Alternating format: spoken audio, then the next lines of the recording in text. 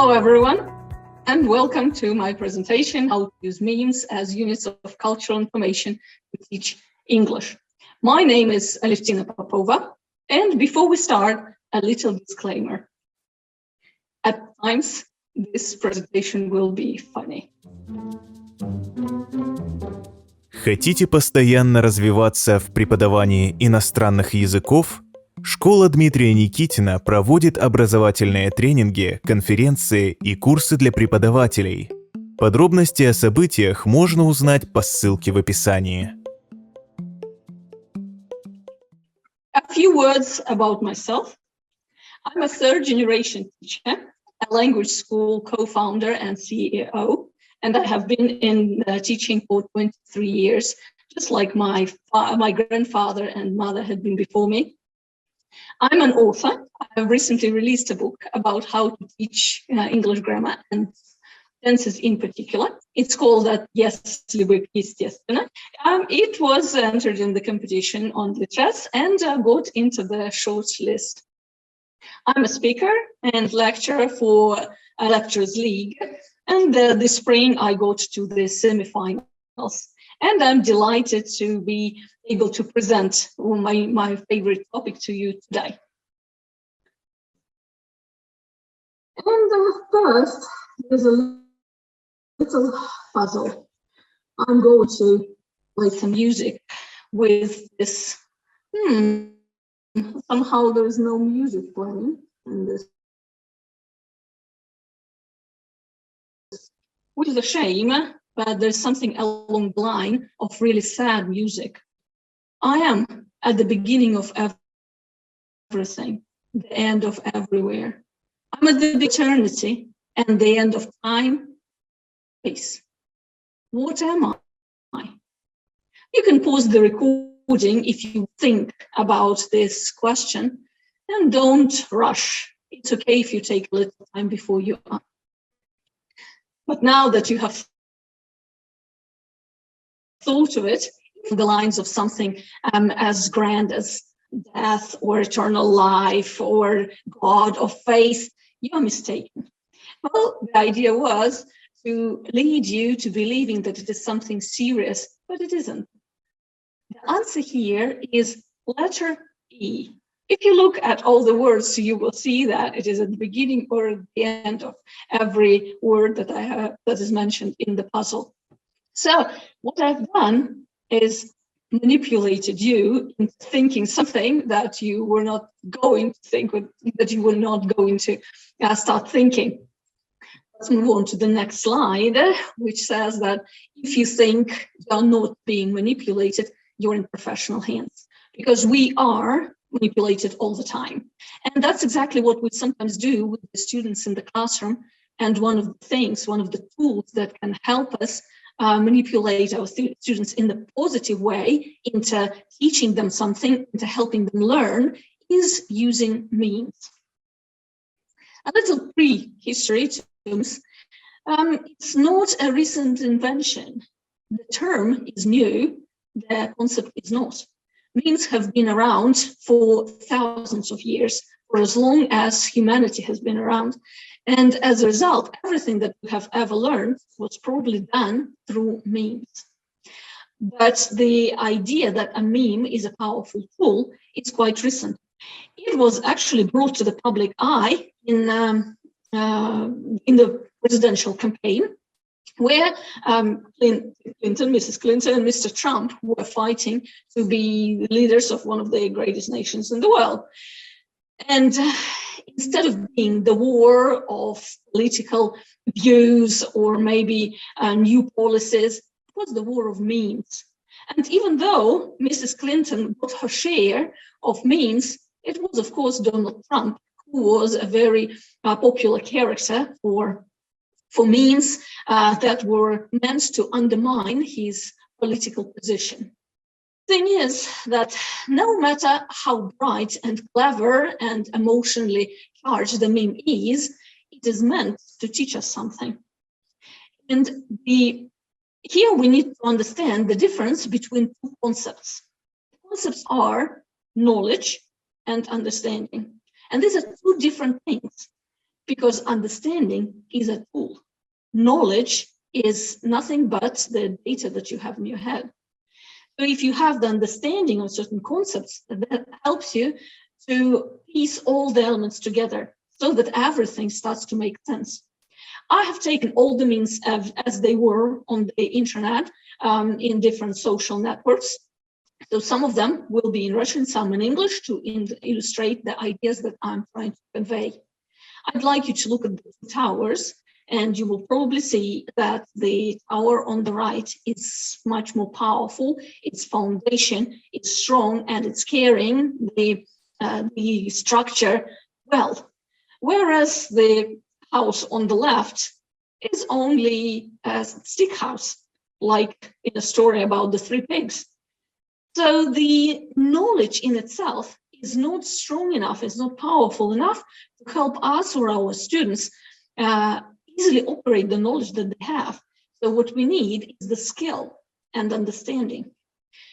I'd like to quote our expatriate, Yara Boroditsky, who is now a professor in an American university and who studies the effect that language has on our thinking. And it turns out it is not vice versa. It is the language that shapes our mind. And it's because of the language that speakers of different languages perceive different concepts differently. And the concepts being space and time and causes and results and what is fair and what isn't and what is moral and immoral. And this is all bound to impact culture. It means that native speakers of different languages will have a different vision of certain things that may be not so obvious to learners when they first come across the new language. And sometimes the feeling that they do not completely grasp the new concepts may be with them for a long time. Now, what is a meme? There are two definitions. I've taken them from Merriam-Webster Dictionary, and the first one illustrates the notion that you have probably thought of, well, since we have started this lecture, and maybe previously. It is an amusing or an interesting item, such as a caption picture, video, or a genre of items. Normally, that is spread through social media, the internet, and this is the internet meme. These are the pictures that make us laugh, that we share with our colleagues, friends, family, students, and so on, to make them laugh as a rule. Some aren't funny though. They will be motivators and demotivators that are food for thought. On the other hand, the concept of meme that has been around for so many years is an idea or a style or behavior or a ritual, well, lots of things that we take for granted. And these ideas spread from person to person within a culture worldwide. Sometimes the number of people who receive the notion and who actually use the meme, it's quite small. It's not the size of the community that uses the meme that makes it a meme. So almost anything that we have ever learned and that has become a piece of our culture code is a meme. So we are made of those little pieces, and each culture code will be unique. I'm going to give you a few examples of memes. The first one on the left was praised very much by a member of a very interesting project called Science and Memes, a biologist who studies genetics.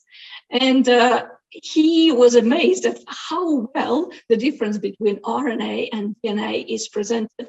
And he believes that this is a fantastic way to explain things to students when they can actually visualize things, difficult concepts that might not be easy to grasp. If you look at the handshake, you will probably immediately think of the last time you shook hands with somebody. We know that the gesture has been around for centuries, although originally it had a totally different meaning.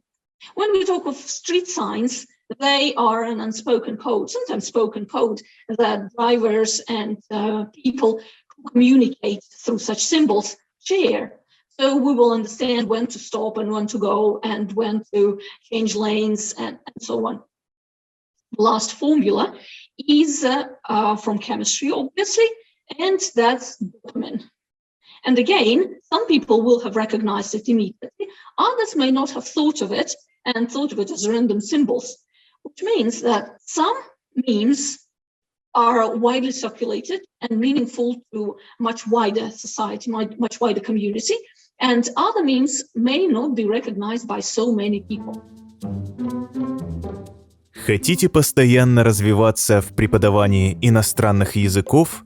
Школа Дмитрия Никитина проводит образовательные тренинги, конференции и курсы для преподавателей. Подробности о событиях можно узнать по ссылке в описании. Now, why memes are such a fantastic tool? It's just that modern reality is normally reflected on the culture. So meme is all memes. Meme as a concept is a reflection of what's happening in the world. The world is getting faster, the stories is getting shorter, and the people are expecting everything to be presented to them in a concise and comprehensible way. So memes all share very important features. They are, first of all, viral, because they will spread from person to person, and the next person that receives the meme is bound to share it. It doesn't matter whether it is the meme that is shared instantly or through time. They are replicable, sometimes self-replicable. So they multiply from in society because the speakers want to share and want to spread the idea. Here we have to remember that, like genes, memes may mutate. So sometimes they will start with one idea and change along the way, which brings us to the next characteristic of any meme, and that's creativity. If you look at the cats in the meme, you'll probably think of several ideas that the cats have tried to convey to their owner.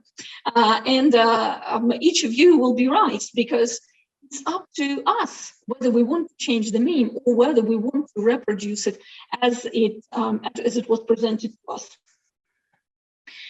Memes are normally emotional and funny, and they activate our hormones. I've already mentioned dopamine, but there are others that help us become members of society, that create a bond between teacher and student, mom and child, friends, and so on. So you activate your dopamine, your endorphins, and what's the third one? I've forgotten the third one. Never mind. So the happiness hormones are activated when you share memes like this. They're normally minimalistic. There's often just a little text on a dark background or a light background. Sometimes there is a picture with a caption, but nothing else. Another characteristic is mimicry. They normally look like something that we already know, like a shopping list, for example, or a motivator, or they could be a short video that we have already seen before. So imitation is also key to creating an effective meme. Another tool will be polymodality. It means that more often than not, a meme is made of more than one way to convey information. So that will be a picture and text, a video and text, some sound sometimes. And they have to be topical. If the topic you are presenting is outdated, it will not create as intensive reaction as you are counting on. And if you want to trigger the audience's attention, it has to be something really, really contemporary and up to date. So how does it help us all teach? Because what happens normally when we teach new concepts, things that are presented with a commentary that, well, you know, it doesn't really exist in Russia, we make students believe that it is something totally alien, which often it isn't. As a rule, memes, when related to language, and especially grammar memes, will be made up of three important elements. It will be the name, the formula, and the concept behind it. If we take any of the grammar formulas, let's say the present continuous tense, the name will be present continuous. Formula will be to be plus, well, is are plus a verb with an in form. And the concept, here is the first problem.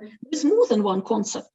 It could be an action that is happening at the moment of speech, or an action that shows a temporary action that is normally not done on a regular basis.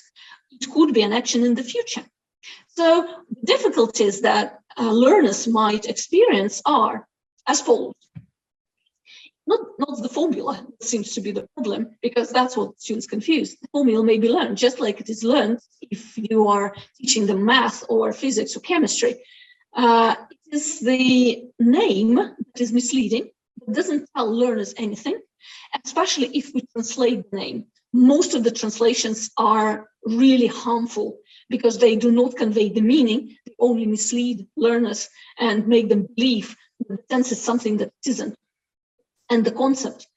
For each of the meanings, we will need to create a new name. A name that will tell students something. In my first book, one that I've mentioned earlier, I have come up with a new name for each meaning of each tense. So for present, past, and future, there will be new names for a concept, one meaning, or the traditional idea of a tense or a grammar phenomenon with the same formula. So some of the new memes will have a new formula, and the students will have a clear understanding. They will be able to think of each tense as a few different ideas. And this is where we can come up with analogies. Because the thing is that it's impossible to learn anything without a proper analogy. If there is nothing that you can relate to in your previous experience, you will not be able to learn anything new. So traditional names for grammar phenomena, like I said, are misleading. If you look at each of these names, we will see that they do not say our learners much. And although I have already come up with new names, you don't have to use mine. If you know your group well, you will probably know their culture code, because you have already communicated for some time and you have learned what students know and what they don't, what things you need to teach and which stories will work, which of the things in your culture code will coincide, and how parts of this culture code may be used to explain new phenomena that are not 100% new because there is an analogy. Problem with the old names is that they are taught without a chance for the students to come up with another name. And unfortunately, when we come across new things, if the name is something that we can't remember, or something that we don't appreciate, or something that doesn't tell us much, we will not easily remember. So I would discourage you from avoiding names because it will lead to a situation where there is a concept, there is no name. It's like in Harry Potter, where there's somebody who must not be named, but the people will still name them somehow, like with this name, he who must not be named. Why create a situation when there is no name? We can only think about our experience when we call it something, when we put it into the verbal form. And as Maxim Ilyachov recommends, the term should be unique, but it doesn't have to be a totally new word. It can be a phrase that you have come up with. What is an ideal new meme? Of course, it would be perfect if we could come up with an English name for the new concept. However, that is not always possible, because you cannot teach something new through teaching something new. That's why students have to rely on something they know, the analogy that I have mentioned before. And some memes are presented to us as they are. We learn them as they are without a translation. The media file here was supposed to be "I'll be back" by Terminator. That was learned by everyone, even if they haven't seen the film. The newer version of that, an illustration of a different tense, will be "Winter is coming." Whoever is a fan of the series and has seen at least some of the episodes will know winter is coming as winter is coming, not as its translation probably. So that's the ideal version. However, it doesn't have to be an English name for the students to learn the concept. Vice versa, in fact, most often than not, it will work better if our audience relies on something that they already know. So, I'll be back. Oh, well, luckily for us, we have just heard I'll be back. So I have got two examples of memes that might be used as an illustration for certain concepts. And one of them is in English, if your audience is already quite well versed. Or you could use the same one in Russian if there is a concept like that in their culture code. So things that we already have in the culture code will help us build new knowledge on the analogy. Хотите постоянно развиваться в преподавании иностранных языков? Школа Дмитрия Никитина проводит образовательные тренинги, конференции и курсы для преподавателей. Подробности о событиях можно узнать по ссылке в описании. Here are a few ideas from my second book. It's not ready yet. It's on the way. Its working title is «От если бы, естественно, sequel». But here are some titles for chapters, and I'd like you to take a moment and try to ponder what grammar concept I'm trying to illustrate with this title. Again, you can pause the recording for a little while and think about each of them. So for the first one, I suggest that this chapter is a good one to illustrate the structure used to and compare it to be used to. Chapter 3 will be illustrating third conditional, although in fact it could have been used for I wish plus past perfect. And the last one obviously is for indirect speech. I will be delighted to answer any questions that you might have about the usage of memes for explaining grammar to your students and other concepts in the language that seem to be alien to them. You can find me on all social media. The QR code is for my VK account. Don't hesitate to write to me in any of the messengers or using my email address. Thank you very much, and please come with any feedback you have.